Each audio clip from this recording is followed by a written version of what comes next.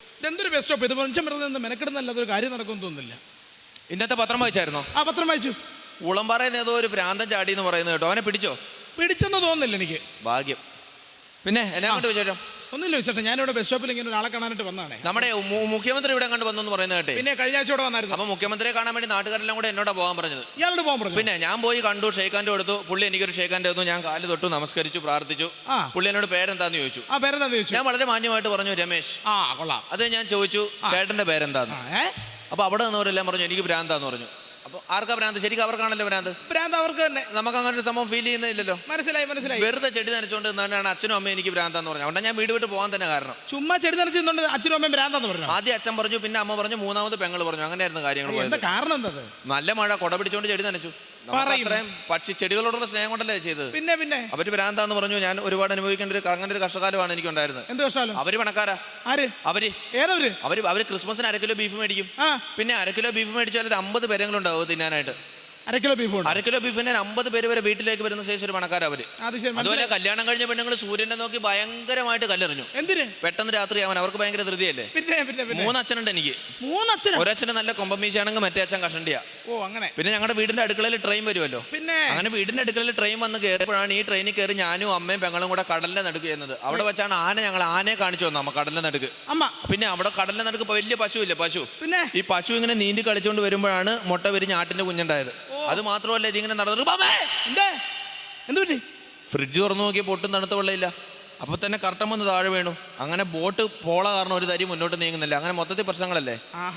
തനിക്ക് എന്നെ കണ്ടിട്ടേ ശ്രദ്ധിച്ചു നോക്കണം കേട്ടോ. ശ്രദ്ധിച്ചു നോക്കാം. എന്നെ കണ്ടിട്ട് കണ്ടിട്ടൊരു പ്രാന്തനാന്ന് തോന്നുന്നുണ്ടോ? ഒരിക്കലും പറയത്തില്ല, ആരും പറയത്തില്ല. എന്റെ സംസാരത്തിൽ നിന്ന് എനിക്ക് പ്രാന്തുണ്ടെന്ന് പറയൂ? എവിടെ? അങ്ങനെ ആരും പറയത്തില്ല. അത് തനിക്ക് പ്രാന്തുള്ളതുകൊണ്ടാ. അത് തന്നെ. അത് കൊള്ളാം. മണ്ണും ചാരി നിന്നവൻ പെണ്ണും കൊണ്ട് പോയെന്ന് പറഞ്ഞ പോലെ ഇപ്പൊ എനിക്കായി ഭ്രാന്ത്. വന്ന കാര്യം ഇട്ട് നടക്കുകയോ ഒരു മനുഷ്യനെ കാണാൻ. ഇതന്നെ 8 കാലി. ഇപ്പൊ പോയ പുള്ളിക്ക് ഭ്രാന്തല്ലേ? ഭ്രാന്ത. എന്ത് ഭ്രാന്തന്മാരി ഇവിടെ. അത് തന്നെ. ഇനിയിപ്പൊ ഇതെന്താണോ സാധനം ആർക്കറിയാം. ചേട്ടൻ ചൈനക്കാരനാണോ? ഞാനോ? എടാ ഞാൻ ചൈനക്കാരനൊന്നുമല്ല. ഇപ്പൊ കൊടുത്ത് അല്ലല്ലേ? അല്ല ചോദിക്കാൻ പറ്റേ. ചോദിക്കണ്ടല്ലേ? ചോദിക്കൂ.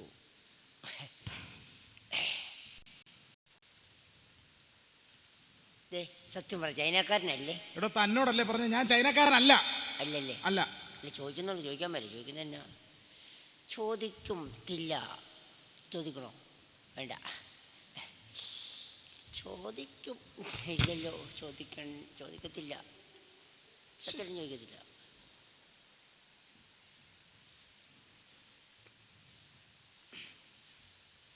എന്നെ കളിപ്പിക്കില്ല. ചൈനക്കാരനാ. അതെ ഞാൻ ചൈനക്കാരനാ. അതിനിപ്പോ എന്നെ വേണം? ആണോ? ദൈവത്തിന് എന്നെ കണ്ടാ പറയത്തില്ല കേട്ടോ.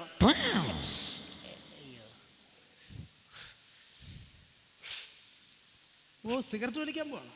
2 കൈയുള്ള ഞാനിവിടെ വളരെ ബുദ്ധിമുട്ടിയ ഒരു സിഗരറ്റ് വലിക്കുന്നത്. അതിന് പുള്ളി 1.5 കൈക്ക് സിഗരറ്റ് വലിക്കാൻ പോകുന്നു. കാണട്ടെ, നടക്കട്ടെ. ഭയങ്കര സെറ്റപ്പല്ലേ. വലിച്ചേ അടങ്ങത്തുള്ളൂ.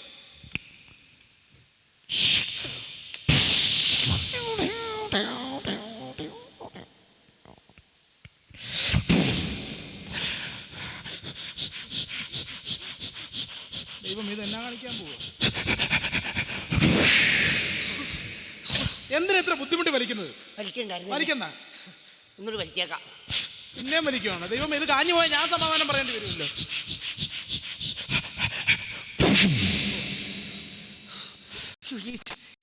കളഞ്ഞേര്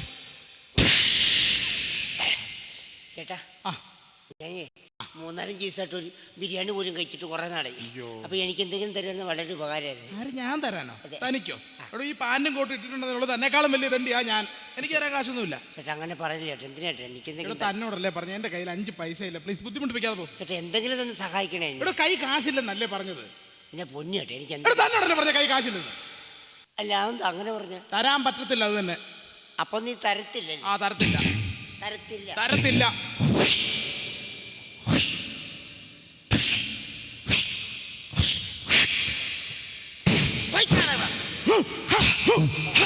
ഇതെന്താ സംഭവം? ഇത് കുംഫു പഠിച്ചിട്ടുണ്ട്. നിന്റെ കുംഫു അല്ലേ? നിന്റെ കുംഫു ഞാൻ ഇപ്പൊ കാണിച്ചു തരാം. പൈസ അയ്യോ തരാം തരാം തരാം. എന്താണ് ചോദിച്ച പൈസ തന്നേക്കാവേ. പൈസ തരാവേ. കളിക്കുന്നത് നീ എൻ്റെ അടുത്ത്. എന്നാ.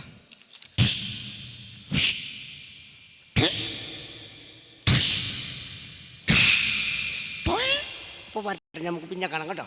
ഓക്കെ. അയ്യോ എൻ്റെ പൈസ.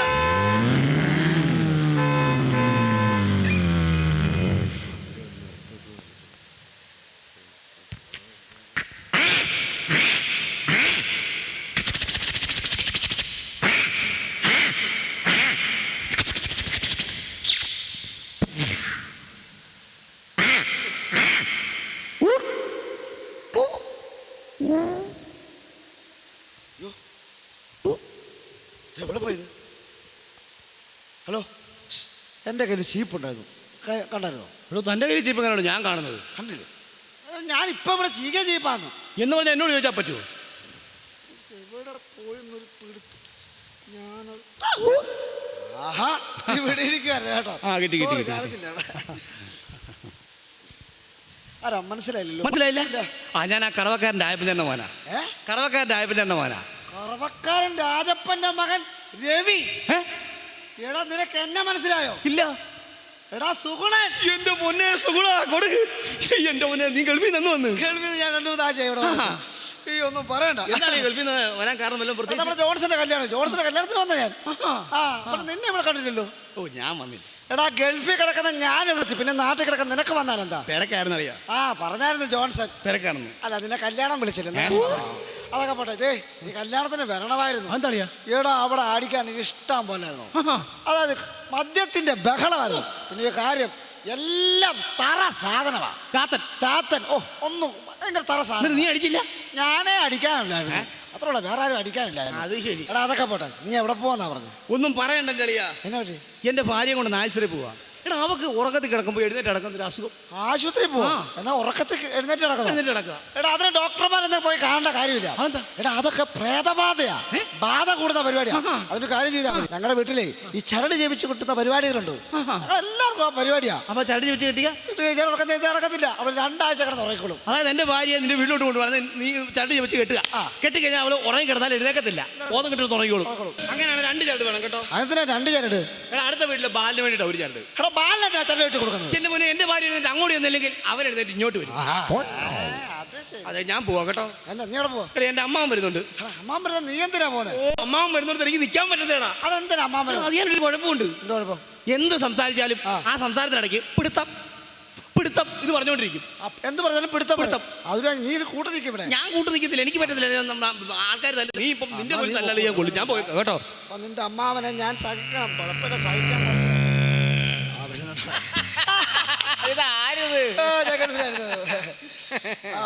എന്തോ ഞാൻ ഗൾഫിലായിരുന്നു. എനിക്കറിയാലോ. 2 ആഴ്ചയായി വന്നിട്ട്. അമ്മാവ കഴിഞ്ഞ ആഴ്ച ഞാൻ അതിലെ കൂടെ വന്നപ്പോഴേ അമ്മാവനോട് കണ്ടില്ലായിരുന്നല്ലോ. വീട്ടിൽ നീ കയറിയോ? കയറിയാണ് ഞാൻ. എന്നെ കണ്ടില്ല. ഇല്ല. എടാ ഞാൻ ആ താഴത്തെ വീട്ടിലെ ലക്ഷ്മിക്കുട്ടിയമ്മനെ ഒന്ന് കാണാനും പിടിക്കാനും ഒക്കെ വന്ന് പോയതല്ലേ. അയ്യോ അവർക്ക് തന്നെ ലക്ഷ്മി. നീ അറിഞ്ഞില്ലേ? എടാ അവർ 1 മാസമായിട്ട് സോക്കേടായിട്ട് കിടപ്പും പിടുത്തമൊക്കെ ഇല്ലായിരുന്നു. എന്നാ മെഡിക്കൽ കോളേജിലെ സകലമാന ഡോക്ടർമാർ മാറി മാറി ചികിത്സിക്കുകയും പിടിക്കുകയും ചെയ്തിട്ട് ഇതുവരെ അവരുടെ അസുഖം കുറയാൻ പിടിക്കുകയൊന്നും ഞാൻ ചെയ്തില്ല കുഞ്ഞെ. ചെയ്തിട്ടില്ല. എന്നാലും ഇപ്പം ആ മെഡിക്കൽ കോളേജിൽ നിന്ന് ഡോക്ടർമാർ വരികയും ചികിത്സിക്കുകയും പിടിക്കുകയും ഒക്കെ വീട്ടിൽ ഇരുന്ന് ചെയ്യുകയും പിടിക്കുകയും ചെയ്യുന്നുണ്ടെന്നേ. ഞാൻ പോയി കാണുന്ന വീട്ടിലൊക്കെ ചെയ്തല്ലേ. അത് ശരി. അമ്മ മൂത്ത ബേബിച്ചില്ലേ? ബേബിച്ചൻ അവനിപ്പം എന്തെടുക്കുക? നീ വന്നപ്പോ അവനെ കണ്ടില്ലല്ലോ. എടാ നീ വന്നപ്പോ അവന് സൂസമയും കൂടെ ആ കരോട്ട റബ്ബർ തോട്ടത്തിൽ ഇരുന്ന് പിള്ളേര് പഠിക്കുകയും പിടിക്കുകയായിരുന്നു. എടാ അവര് പഠിക്കുകയും പിടിക്കുകയും ചെയ്ത് അവരുടെ ഭാവി നിശ്ചയിക്കുകയും പിടിക്കുകയും ചെയ്ത് അവർക്കൊരു ജോലി കിട്ടുകയും പിടിക്കുകയും ചെയ്ത് അവർക്ക് കൊള്ളാടാമനെ. ഞാൻ അങ്ങോട്ട് ശ്രദ്ധിക്കാൻ പിടിക്കൊന്നുമില്ല. ഇങ്ങനെ പോകുന്ന നമ്മുടെ മോൾക്കുട്ടി അവളുടെ കാര്യം അവളങ്ങനെ പരീക്ഷയൊക്കെ ജയിക്കുക. എന്റെ പൊന്നു കുഞ്ഞു ഒന്നും പറയണ്ട. എന്റെ എടാ അവള് കഴിഞ്ഞ വർഷം പരീക്ഷ മെനക്കെട്ടിരുന്ന് രാത്രിയിലിരുന്ന് പഠിക്കുകയും പിടിക്കുകയും ചെയ്തിട്ട് റിസൾട്ട് അറിഞ്ഞു കഴിഞ്ഞപ്പോ ഇല്ലേ BAക്ക് ഒരു പാർട്ട് പോയെന്നോ പിടിച്ചെന്നോ ഒക്കെ പറയുന്നത് കേട്ടു. എന്നാൽ ഇപ്പൊ ട്യൂട്ടോറിയൽ കോളേജിൽ പോകുന്നതും പിടിക്കുന്നതും ഒക്കെ ഉണ്ട്. ഇവിടെ അവരുടെ ട്യൂട്ടോറിയൽ വാദ്യമാരാണ് പഠിപ്പിക്കാനും പിടിക്കാനും ഒക്കെ ബേഗം എടുക്കലാണ് അവരെന്ന് പറയുന്നത്. ഇനി എങ്ങനെയാലും അവിടെ കല്യാണം നടത്തുകയും പിടിക്കാൻ എന്റെ പൊന്നു കുഞ്ഞ ഈ എറണാകുളത്ത് നിന്ന് ഈയിടെ ഒരു ചെറുക്കനും എല്ലാരും കൂടെ വന്ന് പെണ്ണിനെ കാണുകയും പിടിക്കുകയും ചെയ്തായിരുന്നു. ഞങ്ങൾക്ക് അങ്ങോട്ടൊന്ന് പോകാനോ അവനെ കാണാനോ പിടിക്കാനോ പറ്റിയില്ല. ഇത് തന്നെ. അത്ര നീ എന്നാ ഗൾഫിൽ നിന്ന് വരികയും പിടിക്കുകയും ചെയ്തേ? ഞാൻ 2-3 ആഴ്ച ഇങ്ങോട്ട് വന്നോളൂ. എത്ര മാസം ലീവും പിടുത്തമുണ്ട്? ഇനിയിപ്പോ 2 വർഷത്തേക്ക് ഒരു നീണ്ട ലീവ് എടുത്തിരിക്കുവാ ഞാൻ. ആണല്ലേ? എടാ മോനെ, ഇനി നിന്റെ ലീവ് തീരുന്നതിന് മുമ്പ് അതിലേ വരിക, ഞങ്ങളുടെ വിശേഷം കാണുകയോ പിടിക്കുകയോ അറിയുകയോ പിടിക്കുകയോ ഒക്കെ ചെയ്യണം. പിന്നെ ഞാൻ അവിടെ ഇല്ലാലും അവളവിടെ കാണും. ചേട്ടനെ അവിടെ കാണുമല്ലോ. പിന്നെ തീർച്ചയായും. എന്നാ ഒരു കാര്യം ചെയ്യും, ചേട്ടൻ ഇവിടെ നിൽക്കാൻ. ഞാനിവിടെ നിൽക്കാം. ഞാൻ അങ്ങോട്ട് പോയി ഇത് കാണുവാൻ പിടിക്കാൻ കേട്ട് വരാം കേട്ടോ. ചേട്ടാ അതെ ഒരു കാര്യം ഇവിടെ ചോദിക്കണം. നിൽക്കാൻ ഒന്നും സമയമില്ല. അവൻ അവിടെ ചെല്ലുന്നതിന് മുമ്പ് എനിക്ക് അവിടെ കാണുകയും പിടിക്കുകയും ചെയ്യണം. അത് കൊള്ളാം. ഒരു മനുഷ്യനോട് ഒരു കാര്യം ചോദിക്കാന്ന് വെച്ചപ്പോൾ അങ്ങേരും പോവുകയും ചെയ്തു.